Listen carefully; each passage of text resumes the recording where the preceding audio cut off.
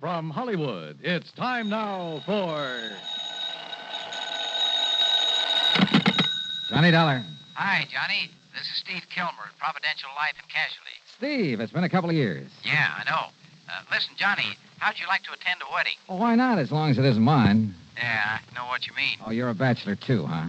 Well, I would be if it weren't for a wife, 4 kids, and a couple of grandchildren. Whoops. Johnny, do you by any chance remember Martha Mayfield Merriman? The old gal down in New York who owns Consolidated Tire and Rubber Company? Yeah, and a half a dozen other companies. Well, sure, one of my old sweethearts. Don't you remember back in '57 when I cleared up that false report of her death? Well, I thought she rigged that herself in order to make a killing in the stock market. Well, of course she did. But, Steve, she must be 73 or 4 years old. 74. Well, don't tell me she's getting married again. No, it's her son, Edgar. Oh. But she insists that you be among those present at the ceremony. Well, now, that's kind of funny. I wonder why. Yeah, so do I. And I wonder why she'd have me call you. Unless she anticipates trouble of some kind. Johnny? Okay, Steve. I'll run on down there.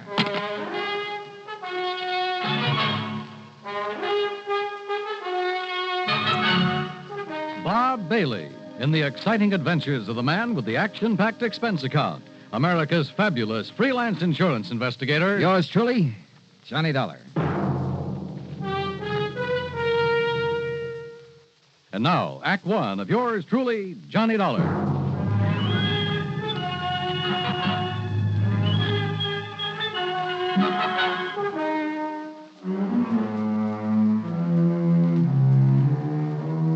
Expense account submitted by Special Investigator Johnny Dollar to the Providential Life and Casualty Insurance Company Home Office, Hartford, Connecticut. Following is an account of expenses incurred during my investigation of the Shankar diamond matter. Expense account item 1, 780, train to New York and a cab to the Brownstone house on Sutton Place. Martha Mayfield Merriman, who looks more like somebody's cute little grandmother than a clever stock market operator, but who thinks and sounds like... Well, judge for yourself. Can you dig that, Johnny? That sprout of mine is finally taking the leap. The sucker. Well, after all, Martha. Say, how about you, Johnny? How about what about me? You know, marriage. Well? Let's change the subject, huh? Turn me down, huh? Well, then I'll just have to wait a couple of years and try you again. Or has that Betty Lewis been making time with you behind my back? Oh, do you know Betty? No, but I heard the broadcast of that case where she kept you from getting knocked off by that gangster, that Curly Waters. Yeah, Martha, she saved my life. And then didn't have sense enough to get her hooks in you, huh? Johnny, the dames nowadays are really slipping. Just don't you forget, though, that I've got a lead on all of them, because I've already proposed to you. Martha, you are a doll. Sure I am. And if I was a couple of years younger, Johnny, I'd run you ragged. Well, what do you mean if you were a couple of years younger? Have you forgotten our night on the town after I handled that other case for you? Say, we really had a ball, didn't we? Oh, boy, it took me nearly a week to recover. Well, then we'll just have to do it again after this wedding's over with. Speaking of which, how would you like a little snort? Larkin! Well, don't you think maybe we'd better... Oh, of course you would. Larkin! Larkin! You called, madam? Fine thing, snooping around outside the door, eh? Trying to find out what Johnny Dollar's doing here. Oh, certainly not, madam. Of course you were. Now bring us a couple of drinks. Scotch on the rocks okay, Johnny? Sure, anything. Well, hop to it, Larkin. Oh, and crack the wall safe and bring me the ring. The ring. Very good, madam. No, good old Larkin. He's leaving me, you know, and I'm really going to miss him. Hey, wait a minute, Martha. Larkin has the combination to your wall safe? No, why not? What would he ever do with the junk I keep stashed away in it? Well, what kind of No, junk? just some odds and ends, and necklaces and brooches and rings, mostly. A couple of bracelets. And what's the ring? A Shankar diamond. What? Isn't that the one I've read about? Probably. The one supposed to be the opposite of the Hope Diamond that's supposed to have good luck charm about it? No, neither. Why, that thing's worth close to $1 million, isn't it? That's what the insurance company says. And you plan to wear it when your son Edgar gets married? Well, it's silly superstition, I suppose, but maybe it'll bring him and Mary Luann good luck in their marriage. Mary Luann? Mary Luann Melanie Beaufort Exum Culpepper. Sounds like something out of Gone with the Wind. The most gorgeous belle in Greensboro, North Carolina, sir. Oh, is that where the wedding's going to be? And at the old family plantation right outside of town. You're going to escort me to the wedding and the bang-up reception afterward. I understand those Southern folks really know how to throw a wingding. Hey, tell me, Martha, do you expect somebody to make a try for that diamond? Well, sure, I always do. Some of the top jewel thieves in the country have tried to snatch that rock. Huh. Now, who else knows that you've called me in? No, not a soul. Oh, good. Let's keep it that way. I'm with you. Okay, then. I'll run on back to Hartford and get some clothes to fit the occasion. Johnny, with you and tails and me and a set of threads that Balenciaga socked me a couple of G's for, we're going to knock 'em dead. Then I'll come back here. We'll pick up the diamond and go down to Greensboro together. I know. We'll take one of my company planes. Just the two of us, Johnny, with maybe a case of champagne on board. How about that? Martha, we will have us a ball. Quite a gal. And if I have that much get up and go when I'm her age, well, I hope she'll live forever. Yeah, the trip to Greensboro sounded like it would really be a ball. But just before I left her, Larkin brought in the Shankar diamond. All 34 carats of it. Flawless. Perfect. Beautiful. And it suddenly occurred to me that somebody who wanted that stone, wanted it really bad, might not hesitate to kill for it.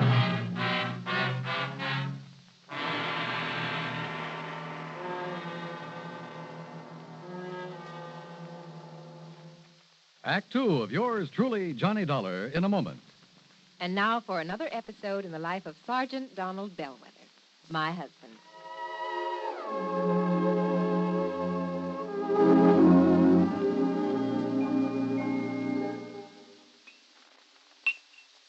Oh, that's what I call a good dinner, Reba. Oh, that was delicious. Well, I'm glad to hear that, dear.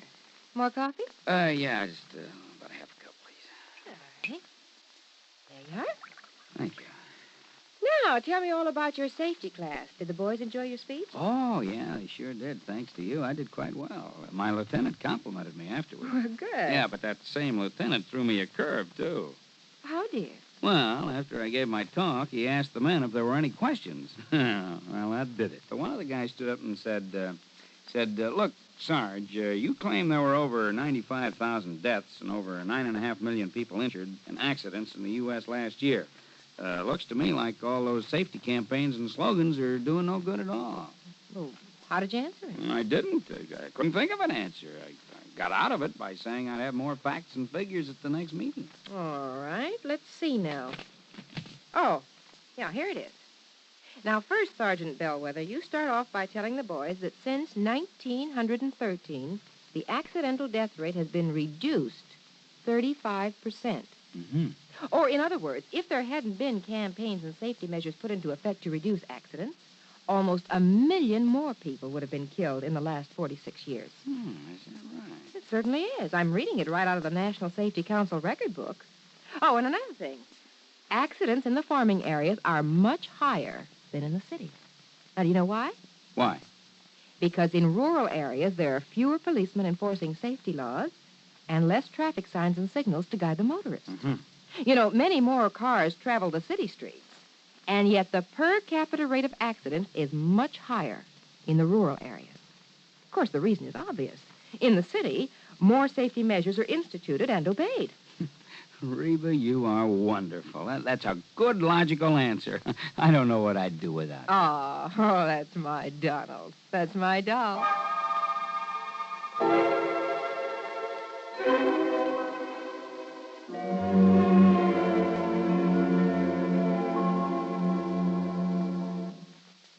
And now, Act two of yours truly, Johnny Dollar and the Shankar diamond matter. Expense account item 2, $16.50, the trip to Hartford for my formal clothes, then back to New York and the home of Martha Mayfield Merriman. By the time I arrived, she was packed for the trip to Greensboro, North Carolina, and the wedding of her son Edgar. Her chauffeur drove us to the airport and then, much to my surprise, took over as pilot of the huge private two-engine plane that was waiting for us. Within a few minutes, we were airborne and on our way. And in my pocket was the ring, the Shankar diamond. What are you looking so glum about, Johnny? You, Martha. Oh, what are you talking about? I'm the one who ought to have the sourpuss. I proposed to you. You turned me down. Martha, I don't think you really level with me. You think I wouldn't marry you? You're good-looking. No. I mean about this diamond. Well, now, Johnny, I don't dig you. Well, if there'd been some real serious attempts to steal it before, I would have been warned by the insurance company. Well, so they forgot to tell you, is all. Is it? Or do you have reason to think that somebody's going to try to get it now while you're away from your usual police protection? Yeah, I thought so. Okay, Martha. Who? Did you get a look at my chauffeur, Johnny? The laddie who's steering this crate? Well, I could hardly help it. If you mean to say... Yes. Yes, Johnny, I think the only reason Eric ever took a job with me was to get his hands on that diamond. Eric who? Eric Melvin Chatterley. Chatterley. Yes, he's a distant cousin of Larkin, my butler, And Larkin's leaving you shortly. to spend his last days in his beloved England. Did Larkin recommend him to you? No. Actually, he didn't even know much about Eric, in spite of their being related. Well, how long has Larkin been with you? Oh, years. And this Eric? 5 or 6 months. Martha, why do you suspect him? Well, now, 2 reasons. In checking up on him after I hired him, I found out that his old man, Byron Chatterley, is still serving time in an English prison. What for? He was a jewel thief. Sure. I remember reading about him. He was a real expert, painstaking and patient. Spent over 3 years working on a plan to get hold of the crown jewel. But he didn't plan long enough, and that's when they nabbed him. And if some of the head shrinkers are right, if crime is in Eric's blood, well, What was your second reason? about a week ago, I found Eric alone in the study. And I think he was casing the wall safe. But you're not sure. He had a dust cloth, and he started flicking it around, muttering something about giving Larkin a hand, which is highly unlikely. You didn't accuse him. No. I just made it known that I was going to take the diamond with me to the wedding, and I sent for you. But if he knows who I am, what my business is... I don't see how he can. I beg your pardon, madam. Wait, Johnny, is there any way he could have been hearing us up there in the pilot's compartment? No, I don't see how. Yes, Eric? We'll land in Greensboro in about 5 minutes, madam. Thank you, Eric. We'll be ready. Well, Johnny? Martha, the only time you'll have this diamond is at the wedding. And the reception. After all, that's the only chance us old biddies will have to show off our furs and jewelry. Okay, and the reception. The rest of the time, it'll be right here with me. But nobody's to know that. Martha could be wrong, of course. About Eric, I mean. The fact remained that within a few hours, everybody in Greensboro knew about her being there with the Shankar diamond. The Culpeppers made us comfortable in the old mansion. The suite they gave to Martha was big enough to house a family of 12. During the next 24 hours, the place was, well, I'd call it a kind of dignified madhouse, what with all the preparations for the wedding. There were house guests by the dozens. Some were obviously very wealthy, but some had just as obviously seen better days. And I couldn't help wondering if a couple of them might have designs on that $1 million diamond. I stayed as close to Martha as possible and at the same time kept a constant watch on Eric. The police who'd been hired for the occasion appointed him as a special guard. Darn fools. They didn't know it, but they were playing right into his hands. If, that is, Martha's suspicions were right. Then, late the following afternoon, the wedding went off without a hitch. The blushing bride was beautiful, and the bridegroom looked appropriately happy. After the ceremony, the ladies all retired to bedeck themselves in their most fetching gowns and furs and jewels. And finally, about 8 p.m., the big reception got underway. There must have been a couple of hundred people in that ballroom, and the champagne and bourbon flowed like water. Yeah, and I danced with some of the prettiest, most gorgeous girls I've ever seen, right out of Charles of the Ritz. Then, it must have been well after midnight, I caught a glimpse of a shadowy face outside one of the big French windows. As I looked again, it disappeared, but I was sure that it was Eric. I excused myself from Martha, with whom I'd been talking, and, well, that was a mistake. As I reached the window, all the lights suddenly went out, and behind me I heard a scream. It was Martha, no question of it. By the time I fought my way back through the crowd to where I'd left her, the lights came up again. And yeah, there she lay, unconscious on the floor. The Shankar diamond stripped from her finger. Act 3 of yours truly, Johnny Dollar, in a moment. Do you know who said, absolute freedom of the press to discuss public questions is a foundation stone of American liberty? Those words were said by former President Herbert Hoover. Mr. Hoover was well aware of the important role that freedom of the press had played in the creation and growth of the United States of America. He realized that without freedom of the press, no democratic form of government could exist. One of the first steps in the path toward totalitarianism is the creation of a controlled press. A free press hampers the work of a potential dictator. When the press is free, the people of a country are free. When the press is not free, the people of a country are in danger of slavery. Remember the words of Herbert Hoover. They are part of your American heritage. Freedom of the press is a foundation stone of American liberty. And now, Act 3 of yours truly, Johnny Dollar. Within a few minutes of the time the lights had gone out and Martha had been robbed, we had her upstairs in a suite, a doctor in attendance. Fortunately, she'd only fainted from shock and the pain of having the Shankar diamond forcibly stripped from her finger. I acted fast. I had the special police haul Eric Chatterley into Greensboro. Then, after organizing a methodical search of the old mansion, I checked around outside the window where I'd seen Eric's face. And there, sure enough, was a main fuse box where the lights had been turned off. I checked back with Martha to be sure she was okay, then borrowed a car and drove into Greensboro to police headquarters. You all better give us some other reason to hold them on, Mr. Dollar. What do you mean, Chief? My boys went over every stitch on him, but they've found absolutely no sign of that diamond you're talking about. How about his quarters there at the plantation? Now, you know as well as I do, sir, he had no chance to hide anything, except on his person. Hey. No, sir, unless you can prove me wrong, we got no reason to hold him. Wait. Where's the nearest hospital? Hospital? Yes. And, Chief, I give you odds I can find that diamond on Eric Chatterley. The X-ray of Chatterley's midsection took a few minutes. Development of the film, a few minutes more. Careful examination of it, only a few seconds. Great day, Mr. Dollar. You were right, sir. Yeah? Was I? Look for yourself. He must have taken it out of the ring. But the important thing, the diamond is sitting right there in the middle of his stomach. The outline of that stone is just as clear. And that's just the trouble, Chief.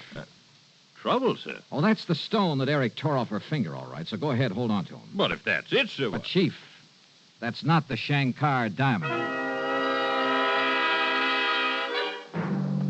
All right, Governor, all right. You caught me with the ruddy goods on me, so I'll take the rat for it. And it won't be the first time. But you got to admit it was pretty clever of me. Clever? When you couldn't tell the difference between the real thing and a carefully made imitation? Imitation? That's right. The stone that you swallowed. No. He told me she had the real thing. When he got me the job with her. Who, Eric? At least when he wrote me I should come over from England and apply for the... Who, Eric? I've said enough. Yeah, I think you have it that.